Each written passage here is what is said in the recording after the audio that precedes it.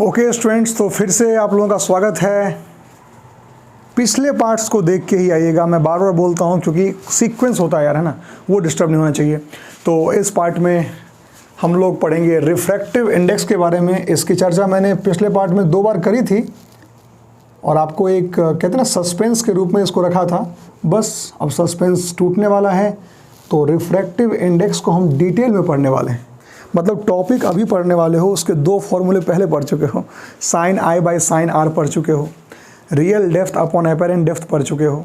अब टॉपिक आया है, सोचो ये क्या लीला है जी। देखिए, तो रिफ्रैक्टिव इंडेक्स क्या होता है ना, समझते हैं। इसका डेफिनेशन पहले लिखते हैं, फिर आगे बात करेंगे। लिखेंगे, it is defined as the ratio of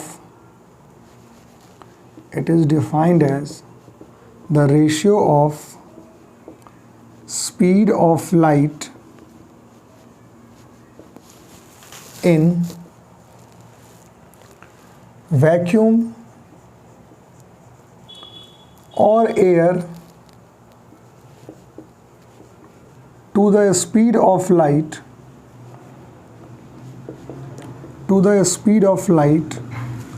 in a given medium।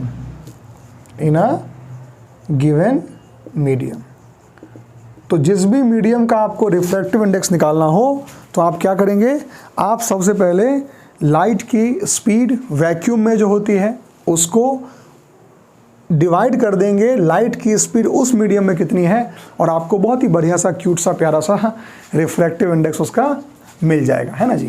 तो आगे बढ़ते हैं। It is denoted as mu. यू लिखो, सिखाता हूँ, चलो पहले यू लिखा, यू और पीछे ऐसे कर दिया। कर्सिव राइटिंग लिखने वाले सावधान, है ना। लोग बोलेंगे सर हम तो बचपन से यू को ऐसे लिखते आ रहे थे, मैम ने सिखाया क्लास 3 में। तो मैम को भूल जाओ, मैम को याद रखो, उनकी पढ़ाई हुई इस बात को भूल जाओ। म्यू ऐसे लिखते हैं, एम यू, इसको म्यू पढ़ते हैं। तो रिफ्रैक्टिव इंडेक्स को हम लोग म्यू से डिनोट करते हैं। किसी किसी किताब में एन से डिनोट कर दिया गया है, but mu is the standard. Okay, so mu, यहाँ पे यू लिखोगे और यू को पीछे थोड़ा जैसे घुमा दोगे, राइट। चलो फॉर्मूला लिख लें। So mu is equals to speed of light in vacuum, या फ्री स्पेस बोलते हैं इसको, एयर बोल लो, एक ही बात है, upon speed of light in the medium. जिस भी मीडियम की बात हो रही है, जिस भी मीडियम का आपको रिफ्रैक्टिव इंडेक्स निकालना हो, वो इसका फॉर्मूला होता है, ठीक है। तो इसका फॉर्मूला क्या बन जाएगा, mu is equals to C by V, जहाँ पर कि सी क्या है, वो है speed of light in vacuum. उसको हम लोग सी से डिनोट करते हैं, है ना, जिसकी वैल्यू कितनी होती है 3 × 10⁸ मीटर पर सेकेंड। और v क्या होता है, v होता है वेलोसिटी ऑफ लाइट या speed of light in the medium, है ना। जिस मीडियम की बात हो रही है उस मीडियम की v होता है वेलोसिटी ऑफ लाइट, है ना। और c क्या होता है, speed of light in vacuum होता है। दोनों का रेशियो निकाल लोगे तो आपको उस मीडियम का रिफ्रैक्टिव इंडेक्स निकल जाएगा, ठीक है। ओके, तो एक छोटा सा क्वेश्चन कर लेते हैं। लिखेंगे, the speed of light in glass is 2 × 10⁸ metre per second. Find the refractive index of glass. तो आपको कह रहा है कि ग्लास का रिफ्रैक्टिव इंडेक्स आप निकाल के दीजिए, ठीक है। अगर speed of light in glass है 2 × 10⁸, तो रिफ्रैक्टिव इंडेक्स ऑफ ग्लास क्या होगा कैलकुलेट करना, ठीक है। चलिए आते हैं सॉल्यूशन पे। बताइए म्यू का फॉर्मूला क्या होता है, मैंने सिखाया आपको, C/V।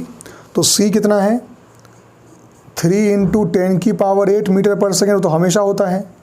किसी भी मीडियम में किसी भी कंडीशन में आप देखोगे तो जो लाइट की स्पीड वैक्यूम में है वो कभी चेंज नहीं होगी, तो हमेशा वो 3 × 10⁸ होता है अपॉन जिस मीडियम का आपको रिफ्रैक्टिव इंडेक्स चाहिए वो ग्लास है और वहाँ लाइट की स्पीड कितनी है 2 × 10⁸ मीटर्स पर सेकेंड।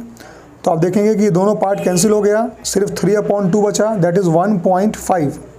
क्या मिला 1.5। तो हम क्या बोलेंगे कि रिफ्रैक्टिव इंडेक्स ऑफ ग्लास क्या होता है 1.5 होता है। ठीक है, इसको आप नोट कर लेंगे। So refractive index of glass is 1.5। Okay, बहुत बढ़िया। आपने एक बात ऑब्जर्व किया होगा कि जो म्यू होता है वो रेशियो ऑफ स्पीड होता है ना, ऊपर भी है स्पीड नीचे भी है स्पीड, तो ऑफ कोर्स उसका कोई भी यूनिट नहीं होगा क्योंकि वो एक नंबर होगा, है ना, it's a simple number because it is speed upon speed. तो उसको मेंशन कर लेंगे, क्या लिखेंगे कि refractive index has no unit, refractive index has no unit, उसका कोई भी यूनिट नहीं होता। ओके, चलिए बहुत बढ़िया। अब थोड़ा इसमें एक और बात कर लेते हैं, वो है टाइप्स ऑफ रिफ्रैक्टिव इंडेक्स। ये काफ़ी कंफ्यूजिंग टॉपिक है, बच्चों को बहुत डर लगता है इससे, बट आप टेंशन ना लें, 5 से 7 मिनट के अंदर आपको पूरा समझ में आ जाएगा। अब लेट हो जाए तो गिनने मत लगना कि सर 5-7 मिनट हुआ, क्लियर नहीं हो रहा सर ऐसा। टाइप्स ऑफ रिफ्रैक्टिव इंडेक्स देखो, सबसे पहला होता है एब्सोल्यूट रिफ्रैक्टिव इंडेक्स। क्या बोला मैंने, एब्सोल्यूट रिफ्रैक्टिव इंडेक्स।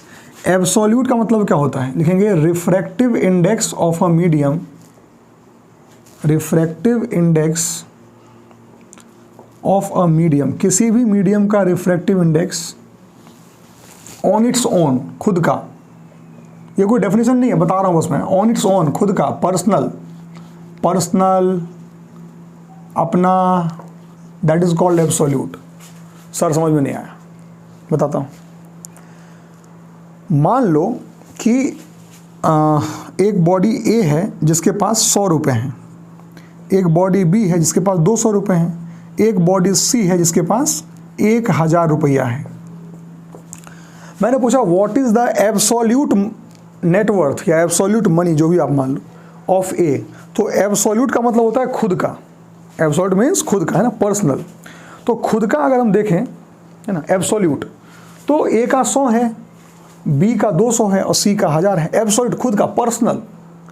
लेकिन अगर मैं कहूँ कि व्हाट इज द या how much money B has in comparison to A के मुकाबले बी के पास कितना पैसा है, तो आप क्या बोलेंगे सर डबल। तो ये जो डबल वर्ड आपने इस्तेमाल किया ना, ये रिलेटिव हो जाता है। क्या हो जाता है, रिलेटिव। ऐसे ही पूछूंगा मैं आपसे कि सी के पास कितना पैसा है, तो बताने के 2 तरीके हैं। आप ये बोलेंगे सर सी के पास 1000 रुपये हैं, या कोई ये बोल देगा नहीं सर सी के पास बी से 5 गुना ज़्यादा पैसा है ना। तो ये गुना, 5 गुना जो बोल दिया ना, तो वो रिलेटिव वर्ड हो गया। ठीक है, तो अगला वर्ड क्या होता है, वो है रिलेटिव रिफ्रैक्टिव इंडेक्स। क्या बोला मैंने, रिलेटिव रिफ्रैक्टिव इंडेक्स। ठीक है, लिखेंगे it is refractive index of a medium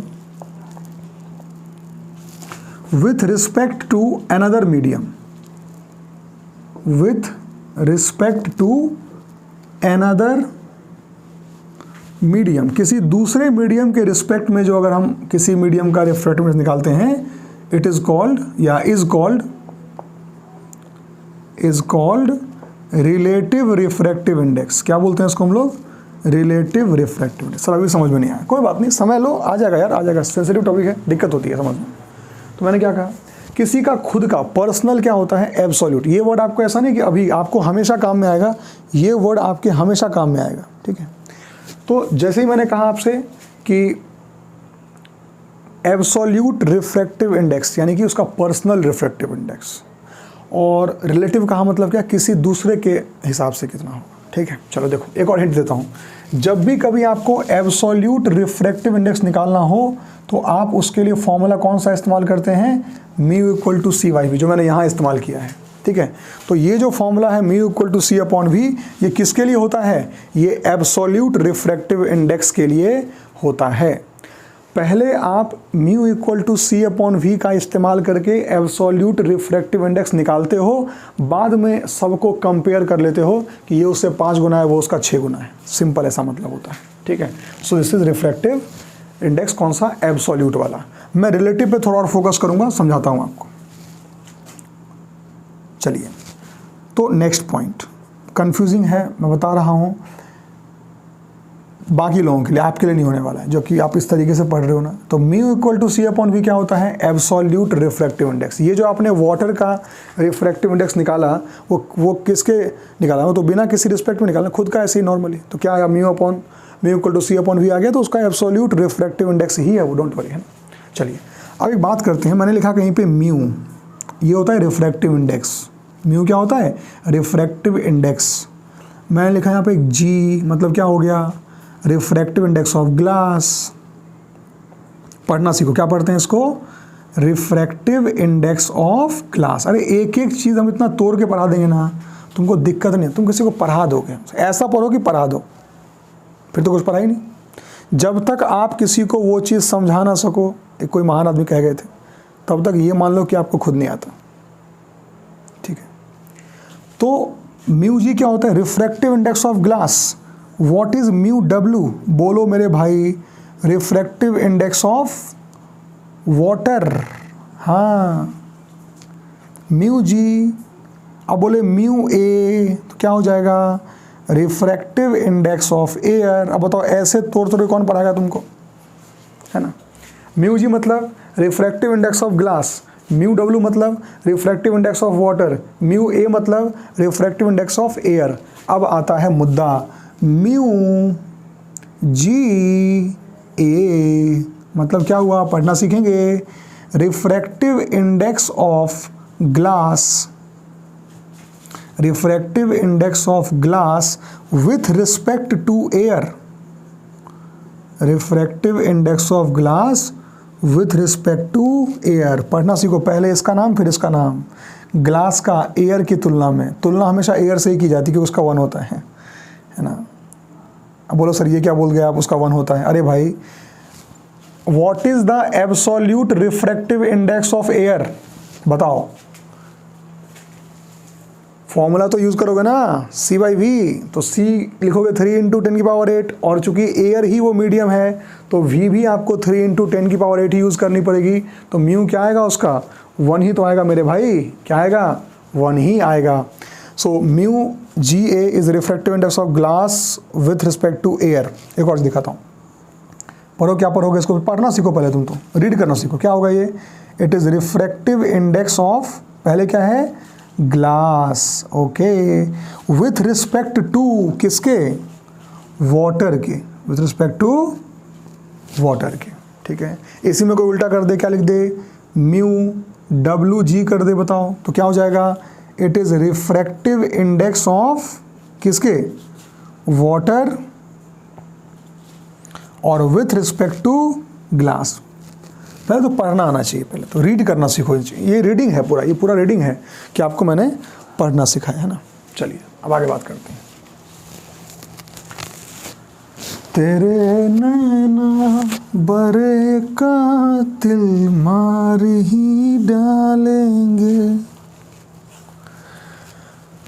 कातिलाना अदाओं से एक दिन इस दिल को हंसाएंगे, रुलाएंगे, मार ही डालेंगे। हाँ जी, ओके। तो मैं आता हूँ अपने अगले कंसेप्ट पे आपको सिखाने के लिए कि अगर मैंने म्यू जी लिखा है और यहाँ डब्ल्यू लिखा है तो पढ़ना तो आपको आ ही गया होगा कि it is refractive index of glass with respect to water. Refractive index of glass with respect to water. Okay, अब सुनो, इसका मतलब होता है कि पहले आपने ग्लास लिखना है, फिर नीचे आपने वाटर लिखना है। सर ये तो बड़ा जल्दी बता दिया आपने, तो क्या करें अब और क्या लिख करें बताओ। तो पहले G और फिर W। या बताओ refractive index of water with respect to glass निकालना हो, क्या करोगे? Refractive index of water with upon refractive index of glass कर दोगे। अगर कोई बोले कि भाई मुझे refractive index of medium 2 with respect to 1 चाहिए, तो क्या करोगे? रिफ्रैक्टिव इंडेक्स ऑफ 2 कर दोगे, अपॉन 1 कर दोगे। अगर पूछे कि refractive index of Akshay Kumar with respect to Katrina Kaif, तो क्या करोगे? Refractive index of Akshay Kumar upon refractive index of Katrina Kaif, है ना? ये ऐसे निकालते हैं रिफ्रैक्टिव इंडेक्स, ठीक है? तो जिसका भी रिफ्रैक्टिव इंडेक्स बोलता है वो सामने लिखा होता है, और जिसके रिस्पेक्ट में बोलता है पीछे लिखा होता है। तो ऑफ कोर्स यहाँ सामने आनी चाहिए, लिख दें, सिंपल है। चलो अब एक क्वेश्चन कराता हूँ जहाँ से आपको मैं बता पाऊँगा कि इन दोनों में अंतर क्या है, राइट? देखो एक क्वेश्चन करते हैं जहाँ से आपको रिलेटिविटी पूरा समझ में आ जाएगा। अब देखो, पहले एक चीज़ और सिखाता हूँ। देखो, मैंने एक फॉर्मूला बताया था आपको कि mu equal to C upon V होता है, mu equal to C upon V होता है ना? आपको पता है कि ये जो वेलोसिटी ऑफ लाइट है, लिखेंगे दिस गिव्स, दोबारा लिख लो, एक बार चीज़ सिखाता हूँ, this gives absolute refractive index of a medium. ये जो फॉर्मूला मैंने लिखा है, ये फॉर्मूला क्या देता है अपने को? Absolute refractive index of a medium देता है। और ये जो फॉर्मूला है वो क्या देता है? ये देता है relative refractive index of a medium, और ये फॉर्मूला देता है absolute refractive index of a medium, है ना? चलिए, तो यहाँ पर आप मुझे बताओ, द स्पीड ऑफ लाइट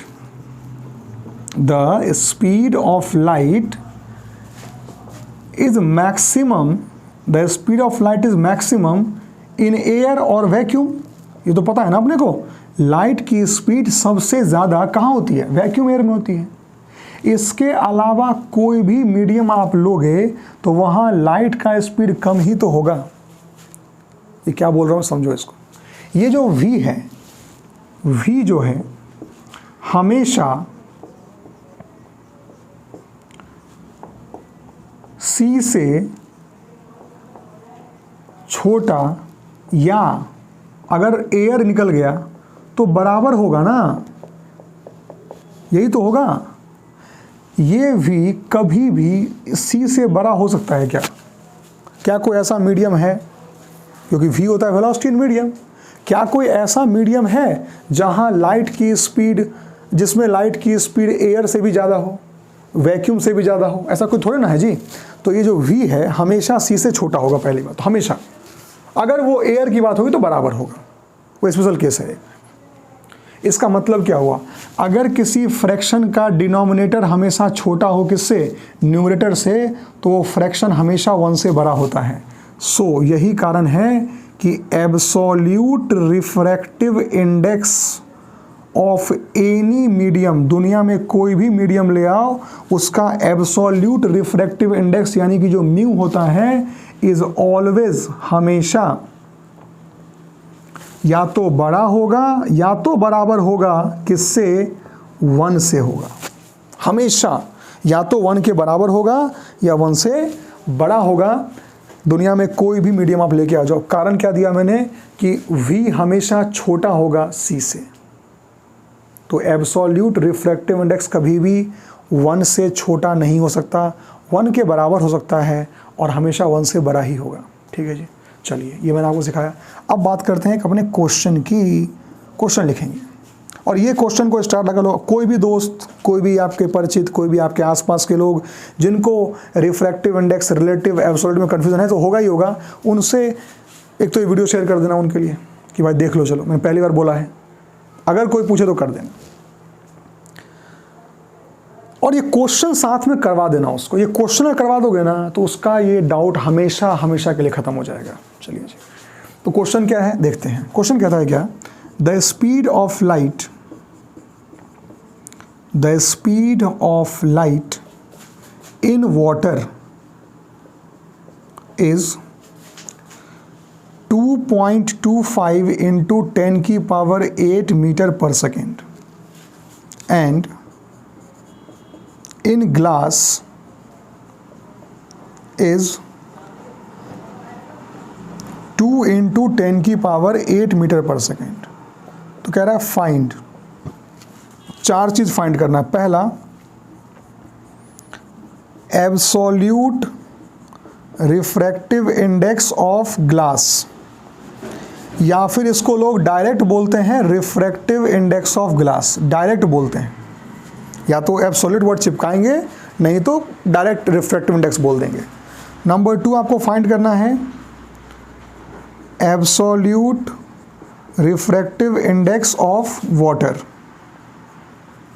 या फिर एक ही वही लाइन कि refractive index of water. Number 3, refractive index of glass with respect to water, जिसको हम और आप इससे जानते हैं, refractive index of glass with respect to water. और चौथा क्वेश्चन आपसे पूछा जाएगा कि refractive index of water with respect to glass, यानी कि refractive index of water with respect to glass. ये 4 चीज़ें आपको कैलकुलेट करनी है इस क्वेश्चन के थ्रू, ठीक है ना। बहुत इंपॉर्टेंट क्वेश्चन है जी, सीखते हैं इसको, राइट। देखो, ओके, तो आते हैं सॉल्यूशन पर। देखो, तो पहला काम है कि अपने को absolute refractive index of glass निकालना है। तो आप जानते हैं फॉर्मूला पहले वाले के लिए, यानी कि म्यू ऑफ क्या निकालना है, ग्लास, है ना। तो म्यू ऑफ ग्लास निकालना है, क्यों सिर्फ म्यू लिखोगे तो अगले क्वेश्चन में फिर म्यू लिखोगे, टर्मिनोलॉजी का ध्यान देना है। मैं आपको आंसर प्रेजेंट करना भी सिखा रहा हूँ, ठीक है। तो रिफ्रैक्टिव इंडेक्स ऑफ ग्लास लिखा आपने, फॉर्मूला क्या लिखोगे, C/V, और V किसका, ग्लास का, है ना। म्यू C/V होता है ना यार, म्यू C/V होता है। लेकिन हम अगर छोटा सा टर्म एक स्पेसिफाई कर दें तो क्या दिक्कत, थोड़ा सा अच्छा हो जाएगा आंसर, है ना।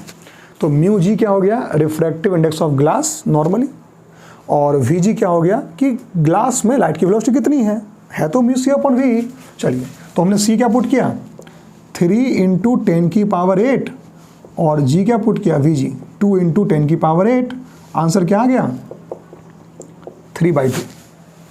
रिफ्रैक्टिव इंडेक्स ऑफ ग्लास क्या आ गया, 3/2 आ गया, सिंपल, ये हमने पहले भी किया था। चलिए सेकंड पार्ट क्या कह रहा है कि absolute refractive index of water निकालना है, यानी कि रिफ्रैक्टिव इंडेक्स ऑफ वाटर निकालना है। अब C/ velocity of light in water कर देंगे। अब बताओ, अगर यहाँ आपने म्यू इक्वल टू C/V किया होता और यहाँ भी म्यू इक्वल टू C/V किया होता, दिक्कत होता ना, क्योंकि दोनों म्यू एक ही हो जाता फिर तो चूंकि क्वेश्चन एक है इसलिए करना पड़ रहा है। एक ही क्वेश्चन में 2 चीज़ें सेम नहीं हो सकती, इसलिए उसको डिफ्रेंशिएट करने के लिए, अलग करने के लिए मैंने इसका इस्तेमाल किया है। आप नहीं करो तो भी कोई दिक्कत नहीं है। तो बताइए C क्या होता है, it is constant for everything, so it is 3 into 10 की पावर 8 मीटर पर सेकेंड, और यहाँ क्या आ जाएगा 2.25 इंटू 10 की पावर 8 मीटर पर सेकेंड। ये से कट जाएगा, 3 हो जाएगा 300/225, 225 काटो तो हो जाएगा ये 9/8, 9/8 हो जाएगा। यानी कि नहीं ना देख लेते हैं, ये हो जाएगा 300, 225 हो जाएगा, तो 5 से कटेगा 9, तो 5 से 12, नहीं सॉरी 4/3, मैं क्या है 4/3, ठीक है। सो रिफ्रैक्टिव इंडेक्स ऑफ वाटर आपका क्या आ गया, 4/3 आ गया। रिफ्रैक्टिव इंडेक्स ऑफ ग्लास क्या आ गया, इट्स 3/2।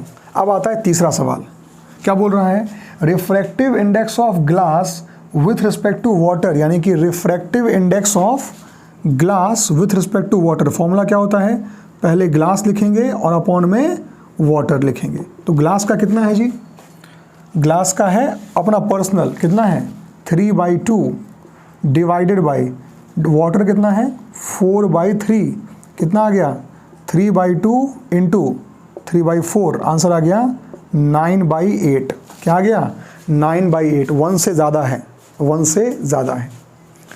लास्ट क्या बोल रहा है, refractive index of water with respect to glass, यानी refractive index of water refractive index of glass, water का कितना होता है 4/3 डिवाइड बाई 3/2 कितना आ गया ये 8/9 आ गया। 8/9 1 से छोटा होता है, लॉजिकल भी है, थोड़ा सोच के देखो। आप वाटर का निकाल रहे हो ग्लास की तुलना में, भाई वाटर थोड़ा कमज़ोर है ना, ग्लास स्ट्रांग है, तो वाटर का तुलना करोगे ग्लास से तो वो तो 1 से कम आएगा ही आएगा, है कि नहीं। अब ग्लास का तुलना करोगे वाटर से तो ऑफ कोर्स ग्लास थोड़ा ज़्यादा डेंस है ना वाटर से, तो वो तो बड़ा ही आएगा, ठीक है ना। तो ये समझना है आपको। अब नॉर्मली अगर हम ग्लास का निकालें तो वो ज़्यादा आता है, 1.5 के आसपास आता है, इसको कन्वर्ट 1.5 आएगा, और यहाँ थोड़ा कम आ गया। मैं एक तुलना किससे कर रहे हो, अब तुलना किससे कर रहे हैं, जैसे मान लो इस एग्जाम्पल देखो एक और, कि ये मान लो मैं हो गया और ये हो गए अंबानी जी हो गए, और ये कौन हो गए, बिल गेट्स जी को मान लीजिए, बिल गेट्स जी को मान लीजिए, है ना। अब बिल गेट्स जी का तुलना हमसे कर दोगे, है ना, इनकम के मामले में, तो हम तो बहुत छोटे पड़ जाएंगे। लेकिन अगर बिल गेट्स जी का तुलना अंबानी जी से कर दोगे तो छोटे तो वो भी पड़ेंगे, लेकिन इतने नहीं पड़ेंगे। समझ में आ रहा है आपको ये चीज़। मेरे मान लो मेरे पास 1000 रुपया है, इनके पास 1 करोड़ रुपया है, इनके पास 20 करोड़ रुपया है, ऐसा मान लो, ठीक है। तो जीरो मैं भी नहीं हूं, लेकिन इनके कंपैरिजन में मैं 1 से छोटा हूं, है ना। तो अंबानी जी का मुझसे तुलना करोगे तो मैं 1 से छोटा होऊंगा। बिल गेट्स जी को अगर आप अंबानी से तुलना करेंगे तो वो 1 से बड़े होंगे, क्योंकि उनको ज़्यादा अमाउंट है ना। तो यही होता है, किसको किससे कंपेयर कर रहे हो आप, है ना। मैंने बोला ना 1 से छोटा कोई भी नहीं है, चाहे वो वाटर हो चाहे वो ग्लास हो, 1 से छोटा कोई नहीं है। वाटर का भी कितना आता है 4/3, वो भी 1 से बड़ा है। एब्सोल्यूट रिफ्रैक्टिव इंडेक्स किसी का भी 1 से छोटा नहीं है, लेकिन रिलेटिव रिफ्रैक्टिव इंडेक्स 1 से छोटा हो सकता है। देख लो यहाँ पर क्या लिखा हमने कि relative refractive index can be less than 1। क्यों? क्योंकि आपने उसको तुलना कर दिया ना उसके, कहते हैं गुरु से। वाटर को तुलना कर रहे हो ग्लास से, यार ग्लास कितना डेंस है, तो वाटर का छोटा ही होगा ना 1 से, लेकिन इंडिविजुअली जो है वो बड़ा है। यानी वही बात है कि एब्सोल्यूट रिफ्रैक्टिव इंडेक्स हमेशा 1 से बड़ा होगा, लेकिन रिलेटिव जो है वो 1 से छोटा हो सकता है। इसमें आपने एक चीज़ और गौर की होगी, मैं उसको आपको ना यहाँ पे लिखा देता हूँ जो और इम्पोर्टेंट है। क्या देखा आपने, जरा ऑब्जर्व करो, कुछ दिख रहा है आपको वहाँ से देखो, वहाँ देखो क्या देखा आपने कि refractive index of glass with respect to water जो भी आया है वो सीधे रेसिप्रोकल है किसका, refractive index of water with respect to glass के। ये बहुत इंपॉर्टेंट स्टेटमेंट है, बिना कैलकुलेट किए निकाल सकते हो। देखो कैसे, एक क्वेश्चन ले लिया ऑब्जेक्टिव, आ सकता है एग्जाम में, कोई दिक्कत नहीं। बोला कि refractive index of medium 1 with respect to 2 अगर 5/3 है तो बताइए refractive index of medium 2 with respect to 1 क्या होगा। आपका आंसर सीधे 3/5 होना चाहिए। क्या होना चाहिए, 3/5, जस्ट रेसिप्रोकल। देखो ना वहाँ पे, चलो एक चीज और देख लो, क्या देखा है मैंने, समझो एक चीज। Next point, refractive index of medium 1 with respect to 2 को अगर मैं refractive index of medium 2 with respect to 1 से मल्टीप्लाई कर दूं तो आंसर 1 आएगा। एक ही बात तो है, मैं उसी को घुमा फिरा के बोल रहा हूँ। देखो मल्टीप्लाई कर 1 आएगा, ठीक है। This is the best video of refractive index, explained, simplified, detailed में, जो आपको मिल सकता है ना यूट्यूब पे। तो अगली वीडियो में फिर से मुलाकात होगी, यहाँ तक पढ़ लीजिए, नोट्स बना लीजिएगा। Thank you so much. Video कैसा लगा वो कमेंट में जरूर आप मुझे बताएं, ताकि मैं कुछ कमी है तो उसको सही कर सकूं और आप लोगों के लिए और अच्छा कंटेंट ला सकूं, है ना। Thank you so much.